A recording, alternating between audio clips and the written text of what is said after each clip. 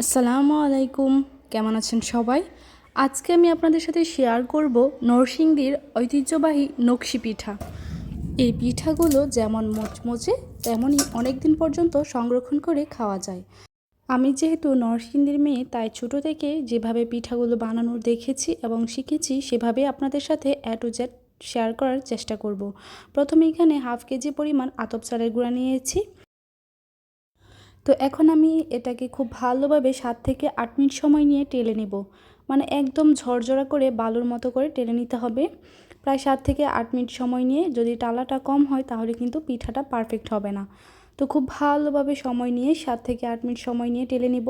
চুলার আঁচটা কিন্তু একদম লোতে করেই টালতে হবে। তো দেখতেই পাচ্ছেন টেলে নেওয়ার পর কিন্তু এরকম হয়েছে, কিছু গুটি হয়ে গেছে। আর এভাবে পিঠা তৈরির ক্ষেত্রে কিন্তু গুটি হওয়াটা স্বাভাবিক। তারপর আমি এই গুঁড়িটাতে প্রায় 1.5 চা চামচের মতো লবণ দিয়ে মাখিয়ে নিয়েছি।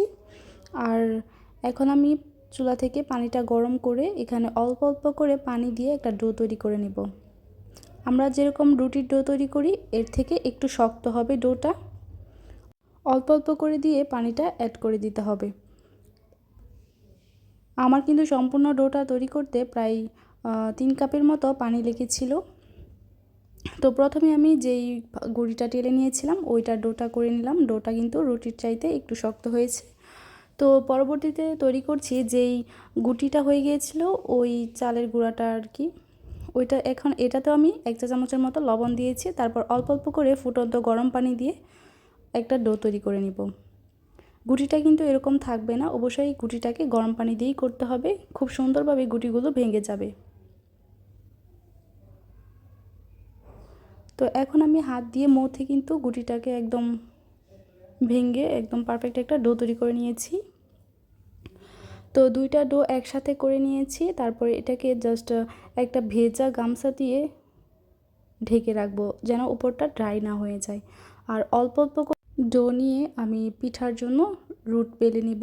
তো প্রথমে আমি একটা ঢাকনা তৈরি করে নিচ্ছি, যেহেতু পিঠাতে তেল ব্যবহার করতে হবে।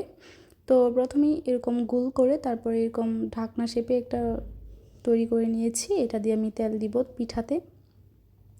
তারপর অল্প করে ডো নিয়ে এভাবে করে গোল করে দেখিয়ে দিচ্ছি, যেভাবে রুটি তৈরি করি ওরকমভাবে অল্প একটু তেল দিয়ে তারপর বেলে নিব।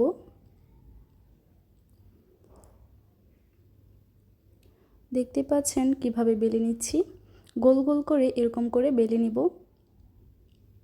খুব বেশি মোটা বা খুব বেশি পাতলা হবে না, ঠিক এরকম করে বেলে নিতে হবে। এভাবে করে সবগুলো রুট আমি বেলে নিয়েছি।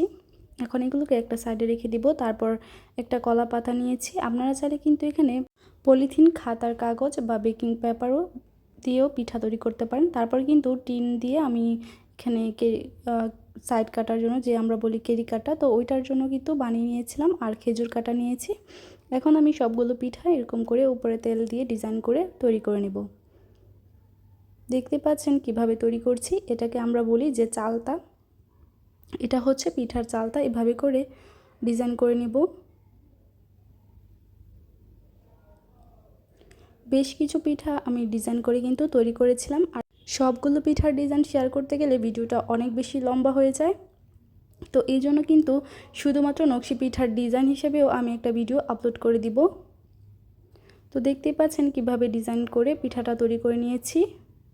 তারপর আরও বেশ কিছু পিঠা খুব সুন্দর করে ডিজাইন করে তৈরি করেছিলাম। তারপর এভাবে করে বেশ কিছু পিঠা সুন্দর করে ডিজাইন করে নিচ্ছি। এটাকে আমরা বলে থাকি পাতা ডিজাইন, মানে পাতা শেপের করে থাকি আর কি। তারপরে সবগুলো পিঠাই কিন্তু সাইডটা এভাবে করে কাটুনি দিয়ে আমরা কেটে নিই। এটা হচ্ছে পিঠার আরেকটা ডিজাইন, দুই সাইডে পাতা আর মাঝখানে আমরা এটাকে বলি মোরচানি। তো এটা দিয়ে থাকি আর কি। দেখতেই পাচ্ছেন এপাশ ওপাশ করে নিলাম। আর এটাকে পাতা ডিজাইন বলি। তো এভাবে করেই করছি। আর ঠিক এভাবে করেই সবগুলো পিঠা আমি তৈরি করে নিয়েছি। এখন এগুলোকে ভেজে নিব। এর জন্য কিন্তু চুলাতে একটা প্যান বসিয়ে দিয়েছি। আর এটাতে বেশি করেই সয়াবিন তেল দিতে হবে, মানে পিঠাগুলোকে একদম ডুবো তেলে ভেজে নিতে হবে। তেলটা যখন খুব ভালোভাবে গরম হয়ে যাবে তখন এটাতে পিঠাগুলো দিয়ে দিব। খুব পিঠা একবারে বেশি দেওয়া যাবে না। 4টা পিঠা দিয়ে আমি ভেজে নিব। পিঠাগুলোকে উল্টিয়ে পাল্টিয়ে সময় নিয়ে ভেজে নিতে হবে 7 থেকে 8 মিনিট। আর পিঠার কালারগুলো যখন এরকম হয়ে যাবে তখন কিন্তু উঠিয়ে নিতে হবে। এর থেকে বেশি কালার করা যাবে না। আর অবশ্যই নকশি পিঠা যদি অনেক বেশি মুচমুচে আর অনেক দিন পর্যন্ত সংরক্ষণ করে খেতে চান তাহলে কিন্তু 2বার করে ভেজে নিতে হবে। মানে এখন যেরকম ভাজছেন ঠিক 1 দিন পর আবার ভেজে নিলে পারফেক্ট এবং মুচমুচে থাকবে। এখন যেভাবে ভেজে নিচ্ছিলাম পিঠাগুলোকে, এভাবে করে ভেজে আপনারা সংরক্ষণ করতে পারবেন পিঠাগুলোকে প্রায় 15 দিনের জন্য। তারপর আবার ভেজে চাইলে গুড়ের শিরা দিয়ে মিষ্টি করেও খেতে পারেন, আবার চাইলে মচমচেও খেতে পারেন এমনিতেই। তো সেটার ভিডিও কিন্তু আমি আপলোড করে দিব, পিঠা কীভাবে শিরা দিবেন অথবা দ্বিতীয়বার ভাজার পর পিঠা ঠিক কতটা মুচমুচে আর পারফেক্ট হয়। তো আশা করি আমার রেসিপি হুবহু ফলো করে যদি পিঠা তৈরি করেন তাহলে অবশ্যই পারফেক্ট হবে।